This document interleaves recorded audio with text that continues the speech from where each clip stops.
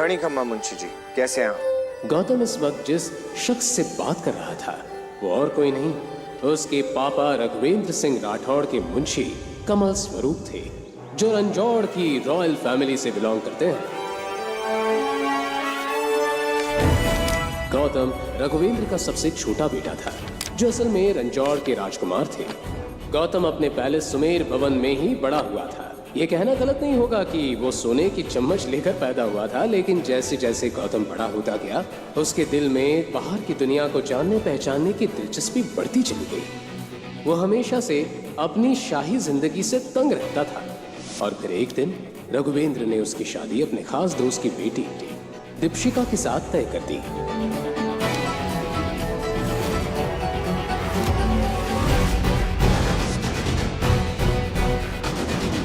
हालांकि दीपशिका गौतम की बचपन की दोस्त थी। वो उससे प्यार नहीं करता था, पर उसकी फैमिली कुछ सुनना नहीं चाहती थी। इसलिए जिस दिन शादी तय हुई, गौतम सजे हुए मंडप को सूना छोड़कर भाग निकला।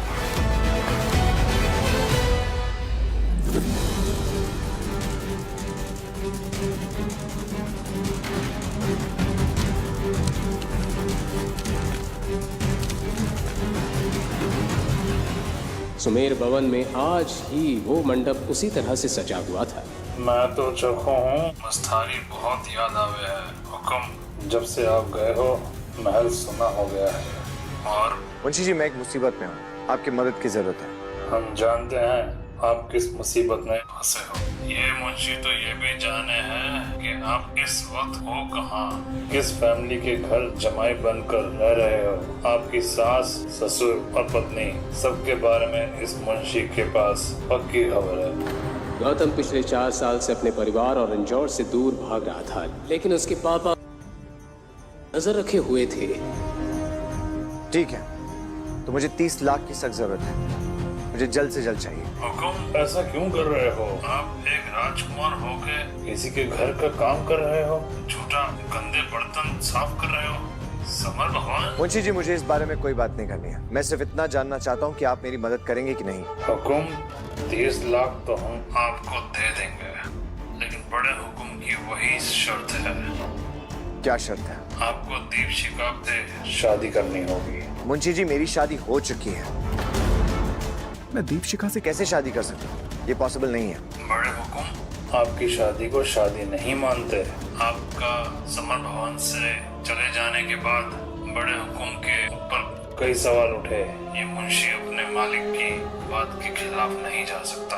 पैसों के बदले आपको अपनी पत्नी को तलाक देना होगा और दीपशिका बिटिया से शादी करनी होगी। मना करता उससे पहले ही सामने अवनी का चेहरा घूमने लगा, जो अपनी जान जोखिम में डालकर कबीर जैसे अय्याश लड़के से मदद मांगने जा रही थी। ठीक है मुंशी जी, मुझे मंजूर है, लेकिन मुझे 1 साल का वक्त चाहिए। मैं खुद ही अवनी को छोड़ दूंगा और बड़े हुक्म जिससे चाहते हैं मैं उससे शादी कर लूंगा। जहाँ 4 साल आपका इंतजार किया है, वहाँ 1 साल और सही। बड़े हुक्म भी ये बात सुनकर खुश हो जाएंगे।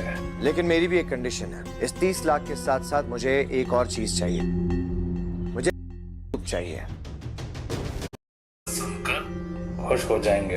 लेकिन मेरी भी एक कंडीशन है। इस 30 लाख के साथ साथ मुझे एक और चीज चाहिए, मुझे चाहिए। लेकिन क्यों? ये सब मैं आपको बाद में समझाऊंगा। हुक्म आपको शायद तभी बताना पड़ेगा, क्योंकि ये मुंशी इस वक्त के बाहर ही खड़ा है। क्या आप के बाहर हैं? हाँ हुक्म, यहाँ तो काम पड़ता ही रहता है। आप यहाँ आ जाइए, तब तक मैं खरीदने की डील का प्रोसेस शुरू करता हूँ। ठीक है मुंशी जी, मैं अभी आ रहा हूँ। गौतम मुंशी जी के काम करने के तरीके को जानता था। मुंशी कमल स्वरूप अपनी बोली के धनी थे, जिनके आगे बड़े बड़े लोगों का मुंह बंद हो जाता था। गीता अभी भी अवनी को कबीर के पास जाने को बोल रही थी। जल्दी से पहले चेक ले आता हूँ, तभी मैं अवनी को कबीर के पास जाने से रोक सकता हूँ। अरे भैया रुकिए रुकिए, मैं उतारता हूँ, चलिए आगे लीजिए, जल्दी लीजिए। गौतम को देखते ही मुंशी जी की आंखों की गोद गीली हो चुकी थी। भैया रोको रोको रोको, रोको। जिस गौतम को दुनिया पिछले 4 साल से एक नॉर्मल सा इंसान समझ रही थी, उसका सच आज सिर्फ मुंशी जी ही जानते थे। गौतम आज भी इतने पैसे का मालिक था, इसी 10 कंपनीज को वो पलक झपकते ही खरीद सकता था।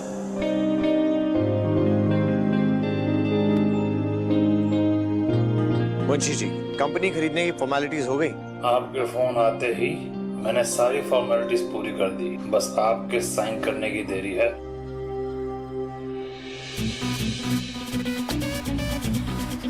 गुड। आपको मेरा एक और काम करना होगा। इस कंपनी का चेयरमैन है शेखर आनंद और उसका एक बेटा है बिगड़ा हुआ कबीर आनंद। मैंने सुना है शेखर आनंद के इशारे के बिना इस कंपनी में पत्ता तक नहीं हिलता। बिल्कुल सही। नाइस। तो मुझे लगता है शेखर आनंद ने काफी काम कर लिया, अब उसे आराम की जरूरत है। इस कंपनी से सीधा उसे जेल भेजने का इंतजाम किया जाए। अब इस सारी कंपनी की पावर आप ही के हाथों में है। आप जो चाहे वो कर सकते हो। आप चाहो तो खुद भी चेयरमैन की पोस्ट संभाल सकते। नहीं मुंशी जी, मुझे चेयरमैन की पोस्ट नहीं चाहिए। एक बात बताइए, इस कंपनी का वाइस चेयरमैन कौन है? अभिनव गुप्ता। तो फिर अभिनव गुप्ता को कॉल करके बता दीजिए कि इस कंपनी का नया चेयरमैन वही है। मुंशी कमल स्वरूप को देखकर कोई उनका रास्ता रोकने की हिम्मत नहीं कर सकता था। गौतम की आंखों में एक अलग ही तरह की चमक साफ दिखाई दे रही थी।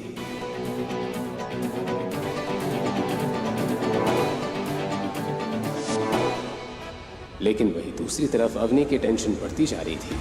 उसके सामने कबीर से मदद मांगने के सिवा कोई रास्ता नहीं था। इधर गौतम और मुंशी जी को ऑफिस के अंदर देखते ही एक 32 साल की औरत ने उन्हें केबिन के बाहर रोक दिया। तुम दोनों अंदर कैसे आ गए, वो भी बिना किसी से पूछे? यह औरत शेखर आनंद की पर्सनल सेक्रेटरी शालिनी थी, जो मुंशी जी की पहचान से वाकिफ नहीं थी। मैं यहाँ के चेयरमैन मिस्टर गुप्ता से मिलने आया हूँ। मिस्टर अभिनव गुप्ता इस कंपनी के वाइस चेयरमैन हैं और वो तुम जैसे सेल्समैन से बिना अपॉइंटमेंट के नहीं मिलते हैं। तो अब यहाँ से निकलो वरना मैं सिक्योरिटी बुलाऊं। सिक्योरिटी। गौतम के फोन पर अवनी का फोन आने लगा। इससे पहले कि वो फोन उठाकर जवाब देता, उसका मोबाइल लो बैटरी के कारण स्विच ऑफ हो गया। तुम जानती भी हो किससे बात कर रही हो? ये जोधपुर के मुंशी जी, मुझे लेट हो रहा है, गुप्ता जी को बुलाइए प्लीज। हेलो। अभिनव गुप्ता मुंशी जी को अच्छे से जानता था। वो अपने काम छोड़कर तुरंत अपने केबिन से बाहर आ गया। देखो, मैं तुम दोनों को लास्ट वार्निंग दे रही हूँ। मिस कामिनी, ये तरीका है आपका गेट से बात करने का? सॉरी सर, लेकिन शट अप। तुम्हें पता है ना, तुम्हारी इस बदतमीजी की वजह से तुम्हें इस कंपनी से निकाला जा सकता है।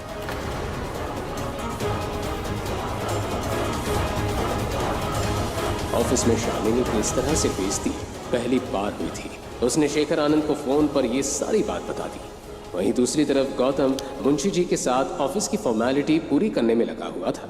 तभी उसकी नजर घड़ी पर चली गई। 4 बज चुके थे। अब उसके पास सिर्फ 2 घंटे रह गए थे। वो जैसे ही डॉक्यूमेंट साइन कर ऑफिस से बाहर जाने लगा तो उसे बाहर एक आदमी दिखाई दिया, जिसकी आंखों में गुस्सा भरा था। ये सब यहाँ क्या हो रहा है? पर अभिनव, तुम्हारी इतनी हिम्मत कि तुम अपने आप को चेयरमैन कहलाने लगे और शालिनी को फायर कर दिया। कमीने, तेरी हिम्मत कैसे हुई? बोल। मैंने मिस्टर अभिनव को ये पावर दी है और आज से वही इस कंपनी के चेयरमैन है। अच्छा, पर क्या मैं पूछ सकता हूँ कि आप कौन हो और इस कंपनी के अंदर जबरदस्ती कैसे घुसा है? मुंशी कमल स्वरूप। इनाम सुनते ही शेखर आनंद के पैरों तले जमीन खिसक गई।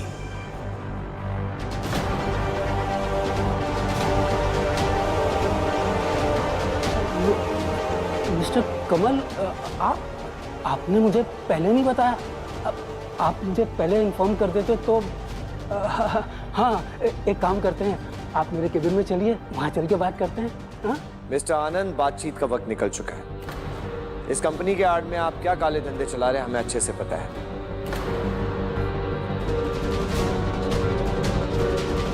ले लीजिए। गौतम ने उनके हाथ में एक लेटर थमा दिया, जिसमें साफ लिखा था कि कंपनी का नया ओनर अब गौतम था।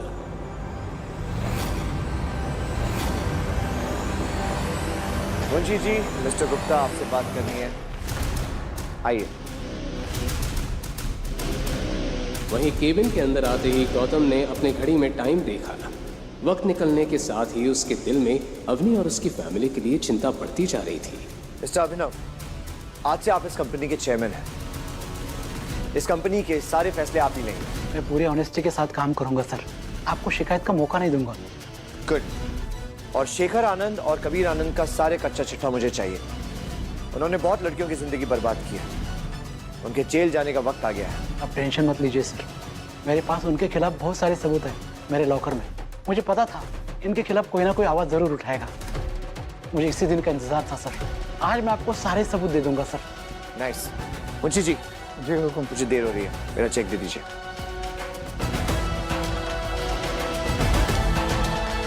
Thank you. मुंशी जी के फोन पर बाहर खड़े बॉडीगार्ड का कॉल आ गया।